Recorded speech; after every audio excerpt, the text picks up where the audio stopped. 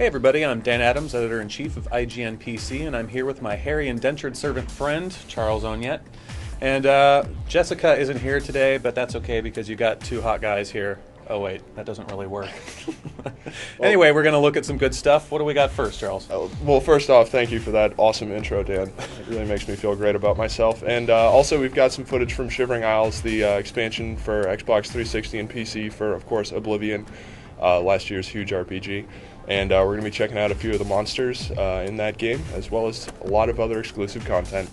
Great. Well, let's roll that footage.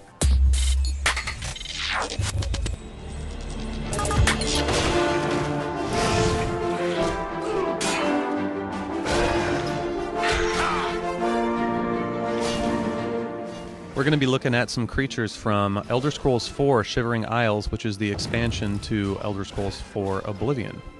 So first up we have one of the new Atronachs, which is called the Flesh Atronach. This guy looks like he's kind of been sewn together with various parts, so he's pretty disgusting. I'm sort of wondering if they'll be more powerful than the Frost or other Atronach varieties of Oblivion. They certainly look more interesting to fight since they're jumping around so much, and it's kind of hard to just stay back and blast magic at them. Whoa! There goes the leg in the air. The old high kick. But yeah, these guys were a real pain in the ass in Oblivion, at least until you got higher level and could slaughter everything. But you mean just the Atronachs in general? Yeah, just like the Frost and other varieties. One of the general advantages this guy has is that he's immune to poison and is somewhat resistant to fire and magic. So what do we have here, Charles? So here you're looking at the Shambles, which is a headless sort of skeleton, it seems, with really big like shoulder wings or something like that. Collarbones, whatever. And a glowing torso, which is apparently a frost attack. Yes. These skeletons obviously have some differences. You know, the upper torso is quite a bit bigger, but they look a little tougher and definitely aren't human, it doesn't look like. Yeah, it's a little more menacing, a skeleton. Apparently he's resistant to paralysis and poison, resistant to frost, and can breathe underwater, amazingly. Considering he has no face. Yeah, he doesn't have a head, so I don't know he's going to pull off that water-breathing thing anyway. He has very large collarbones, though. And he does shamble, so that's a good name for him. Yeah, I guess that's appropriate. He looks like a skeleton sort of creature. Here we've got a tree-like enemy known as a Gnarl. They've got a bunch of magic absorption abilities and that sort of thing. Wow, that's nice. Yeah, although that guy didn't really seem to absorb that magic right there very well. He absorbed a lot of it and then died. No, but I mean, these guys look pretty cool. I think it's more interesting than some of the creature designs we saw in Oblivion. Absolutely, it's a pretty detailed enemy as far as the the model goes. And apparently they grow physically stronger as they take damage, and they'll actually grow in size too. They'll get bigger. Oh, that's pretty cool. But I think these guys drop amber or something like that, which you can use in the game's main city of New Sheoth to sort of create your own armor and weapons. Oh. Which might actually be what they're using there, because that looks kind of amberish. It does look kind of amberish. It does. I just noticed also that thing has some fungus down in the crotch. We should probably get it some itching cream. Next up, we have the bug-like elytra, or elytra, depending on how you want to say it, I guess.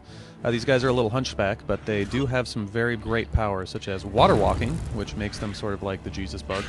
And they got a resistance to poison and weakness to magic, which I guess is to their detriment instead. So they have a once-a-day melee attack that'll damage your health 1 point for 100 seconds. Oh, that doesn't sound pleasant. No, although 1 point really isn't that much. But per second. It depends on how fast you kill them, I guess. If you get up against the really tough ones, then you could be in trouble. But, I mean, it's nice to see these guys in the game, because, again, they look different from a lot of the stuff in Oblivion. And actually, it sort of brings up images of Morrowind more than anything, I think. Yeah, same with the environment also. It's very Morrowind-ish environment. You'll also notice during the video that these guys tend to block a lot, which I guess can be a little frustrating if you are going in melee combat. Yeah, I've actually been fighting these guys in the review build of Shivering Isles, and they put up quite a fight. And last but not least, we have the Grummite. This guy is resistant to frost and has a water-breathing ability, but probably even more important than that is the fact that they regain life as they stand in water. These guys also have types that are archers and spellcasters, so you have to look out for some range attacks, though most of them seem to use melee. Yeah, and horseshoe crab shields. Horseshoe crab shields are pretty cool. Like every other enemy in the game, they sort of have a number of different levels that they'll appear as you get more powerful. They'll upgrade as well. They like to open their mouths very wide. Yeah, apparently. And scream at you. I was fighting these guys a little bit while playing this game, and they're kind of a pain in the ass because they hit you with these status effects that drain your strength or personality. Also, these guys will drop Madness ore, which you can use to craft some of the new weapons in the game. And the Madness armor sets look really cool because they all have screaming metal faces in them, like the chest piece and the shield, and even the greaves. Which go on your upper legs, have little screaming kneecaps on them. So it's worth taking these guys out to try and get some of that ore. Cool. So that was all the creatures we have to show you today from Shivering Isles, the new expansion to Oblivion. What did you think about them, Charles? Well, they definitely look a lot more interesting than like bears and wolves that you were fighting in Cyrodiil. Yeah, some definitely cool designs, and I'm looking forward to playing it, and I guess we'll be able to see it next week. Yeah, can't wait to kill more stuff. Hey everybody, Bozon here. I'm at Square Enix to give you guys an exclusive preview of the multiplayer version of Final Fantasy Fables Chocobo Tales for Nintendo DS. Let's check it out.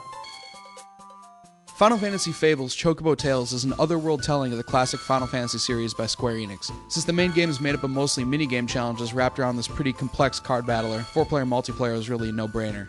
So you've got the option of grabbing a few friends, popping in your copies of the game, and duking it out in minigame challenges a la the Mario Party franchise. First up on the list is Rescue on the Rapids. You control this turtle, really race down the rapids, turning with the touchscreen to outmaneuver your opponents. It's not my best showing of DS skills, maybe I've been playing too much Wii, or maybe my critter's the kind of guy that needs his mittens pinned to his jacket during the winter. Either way, the IGN team kind of sucked it up on that one. Next up is Leaping for Luchos. Basically, you try to flick your character from the bottom screen to the top using stylus strokes and grab more fruit than your buddies. Shiva and Ifrit also make a cameo appearance in this one. They're going to try and burn and freeze you with elemental attacks, so it's going to take a ton of speed and precision to pull it off. Puzzled Little Piggies is the next one. It's basically like the classic Tangrams puzzle, but everyone's working on the same board with the same pieces. This gets really crazy since everyone's trying to get their own pieces in while screwing over everyone else. The bigger piece you lay, the more points you score. Oh, and for the record, the guys at Square have way better spatial reasoning than Jerry and I. Hide and Shriek is another one based on the Three Little Pigs theme. Everyone runs and hides from AI-controlled Tonberries that act like the wolves while you guys act like the pigs and try to get away. When you're tagged, you get eliminated, so the goal is to either outrun, hide, or push friends into oncoming danger and be the last survivor. Since we actually had a chance to put our brains on the back burner and resort to senseless brutality, the IGN team came out victorious on that one. Go figure. The final two we played are both based on chocobos lit on fire. It's kind of a creepy concept, but it's also pretty fun. In Find the Fiery Chocobo, you control a magnifying glass on the bottom screen and look for the torch chocobo on the top screen. First guy to find him scores major points. In Flaming Frenzy, it's all about making a pretty penny off the guy. You basically gain cash for either helping the chocobo, or you can be a jerk and just kick the crap out of everyone else and steal their coins. The only real loser in this one was the poor chocobo, as we all used him for his cash, didn't really put out any fires, and pretty much moved on to the next game. The main meat of the game, though, comes from the pop-up duels. Throughout the main single-player game, you're going to gain cards that create your own Final Fantasy battle deck, which you'll use to defeat bosses. Aside from being the main mode for single-player, this is where Chocobo Tales gets serious, as you can customize your deck with over 120 cards, battle locally, or take your deck online and battle people across the world. Each of the cards feature characters and attacks from the Final Fantasy universe, so you can lay down a beating with all the classic characters. You can fight with Cactar, blast fireballs with Ifrit, or slice people up with Ragnarok. The game's basic strategy works like any other elemental-themed card game, so the water beats fire, fire beats plant, and so on.